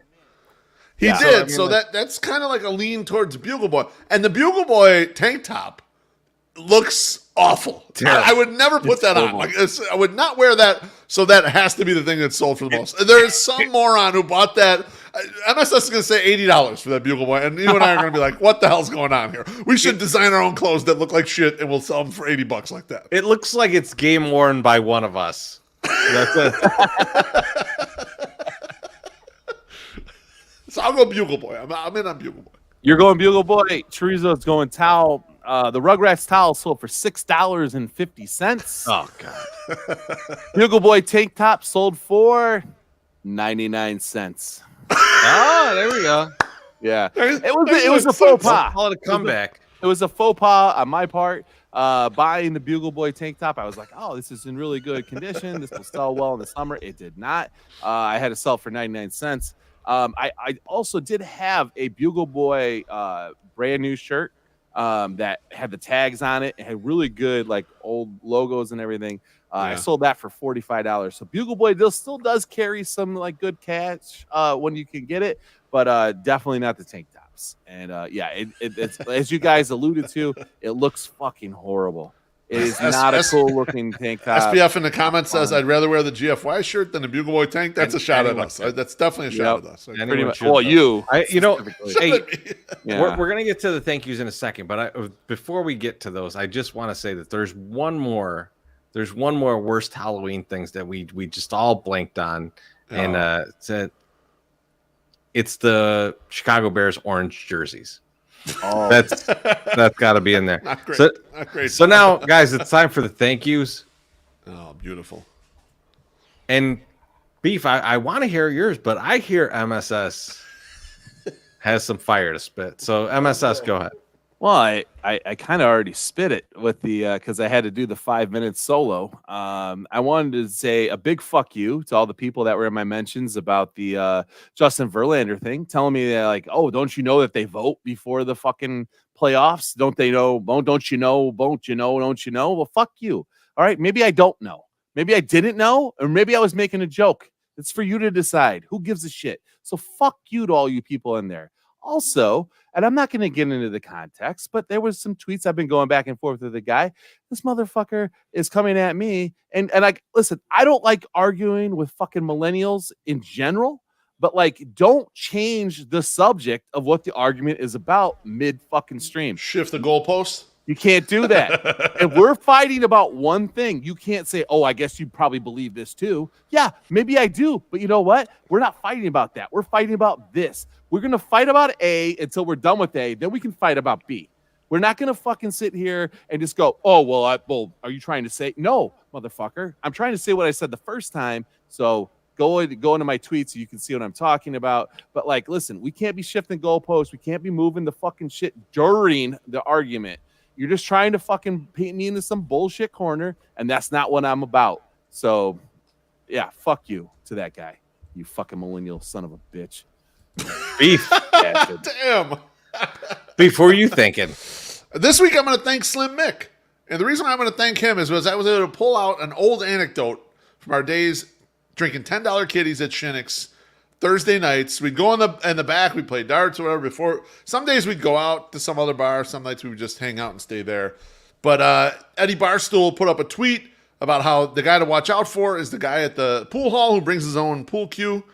And so I was able to bring in the anecdote of the time Slim Mick and I whooped ass on a couple guys that brought their own darts to play on the electric dartboard back there at Shinnick's. And the one guy even had a glove. We were playing cricket. We were running the whole group, and these guys we got next, and we whooped their ass. It was mostly Slim Mick who dominated. Like he just absolutely killed on his rounds.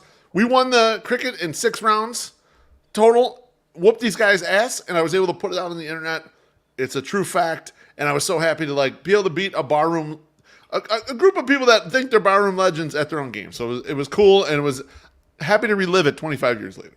That's awesome. Isn't that fun though when you beat a guy? Like we were out, we used to do this thing. I don't know if you guys know, but I used to live back in Sterling, Illinois, and we used to go sit out in the river, and like we'd have a day that everyone just drank all day. We sat in the river, smoked cigarettes, and drank just all day. One day a year, huh? Just one day a year, and we would, allegedly for the whole day, Teresi. But there was this game that you played. Now you can play it on land. We played it at Polish with Extra Onion's house. They put these little stakes in the ground and put a little bottle on the top, right? But back then, you just put some fucking PVC in the sand and you put a water bottle on top. We rolled in and we're fucking playing this frisbee game. You throw a frisbee and try to knock the thing off. Me and this guy, I've never played it before. I'm like, I've never played this before. Guys, we just whoop their ass. The guy's like, you've played this before. I'm like, I've never played this before. He's like, how the fuck? And he was just increasingly getting angry while we're playing and we're just whooping his ass. He's just like, how the fuck is he beating us? He's never played this before. And it's like, you hope he can his luck. Teresi, what do you got? Well, first, I want to just talk about something real quick because you've touched on these people arguing with you online multiple times now, and you have not mentioned the guy that I haven't. And I can't believe you haven't mentioned this. And, I haven't. and what's funny is Cornsy's like 5 feet from me, so she's only going to hear my portion of this, which is going to sound insane. I love it. Please. But there was a guy going at you about when the Baseball Writers of America vote on the actual Cy Young for the year, and you're like, all right, this guy's coming at me for a joke I made, and you went and looked at his account, and I always check out people's account to make sure they have 100 followers. If they don't have 100 followers, I don't like to interact with them. Then you sent it to us, and this guy's account is like it's just all 95% all close-up porn pictures and videos. And I'm not saying don't retweet porn. Go do what you want. Feel free. Right. This is insanely close-up porn. And we a lot of labia. You sent it to us, and all I can think is like This guy, he knows two things. He knows close-up pussy pictures. Yes. And the schedule on which the Baseball When they Writers of vote. America vote Out. for awards. Those are his two main focuses. expert in those. It's incredible. It's incredible that someone has honed in on. For anyone to hone in on just two things in their life and just really focus is amazing, and I applaud you. But for those two to be so disparate, it's just it's beautiful, and I'm proud of this guy. Listen. I'm proud of this guy. Here's what I don't understand, and maybe it's because we're business people, I guess, on Twitter. You know, we run a business or whatever. But like, what is retweeting this get you? Like, what? Why are you like? Literally, we're looking at labias, and you're retweeting it. Like, what is your hope? They're like, oh man, I want to. MSS SPF wants to know if you could tell. labia. Was it Christy Kenyon or Candy Evans? You know, everyone. MSS, they're like, hey, everyone, don't miss out on this. Yeah, no, This is the most important tweet you're going to see of the day. I was just in it was just like, okay, I'm listening to this guy and he didn't call me a dummy, but he wasn't being very nice to me. And so I'm like, oh, let me go check out his count. I check out his count and I'm like, oh my God. And it was like, I mean, as a guy that is like used to it, you know, like you see porn and there's porn around, you know, whatever. And it's like you see it and you're like, this is porn, a lot of porn. So like send it to like all our friends. Beef, I will say, guy. I was not shocked that he followed MSS, but not you or me. Absolutely perfect. He actually does follow me? I didn't know he followed me. So my real thank you though is to my thank you is to everyone who's participating in the 108 weight loss. Yeah. Because sure. it's really cool that like a lot of people are getting into this and that like we're all gonna keep ourselves going and because it's a long way, because out of the gates you're like, yeah, I'm gonna do this, and you lose some weight really quick. I lost weight simply because I didn't drink beer, right? Like I mean, like I lost a few pounds, but this is a sustained effort over 5 months basically, and so you need everybody to kind of keep you going. And I think everybody's going to roll into spring training like Avi Garcia in the best shape of their life. So I'm very excited about how many people are participating. It's awesome, and I thank all of you. It's fun, and I love that like people are so excited, and I hope, and I know it will, because it literally changed me as a person into who you see before you today. You know, and like I want, like I listen. I want to thank Loaf, but fuck him. You know, like he's the one that was his idea to do this. Was my idea originally. And you know, I was a year ago. I was entering into, hey, you're diabetic. You might lose a leg. And now I'm like, I'm not even on diabetic meds anymore. I'm mostly because of bourbon, but kind of because of beef. So yeah, it's gonna be a fun. That's time. what most people say. I was pre-diabetic, but thanks to bourbon, I'm not anymore. This is how we get the Woodford fucking money. Okay, this is how we get it. That's how we got to end it tonight. Good night, everybody. Thank you. We'll see you very soon. Cheers.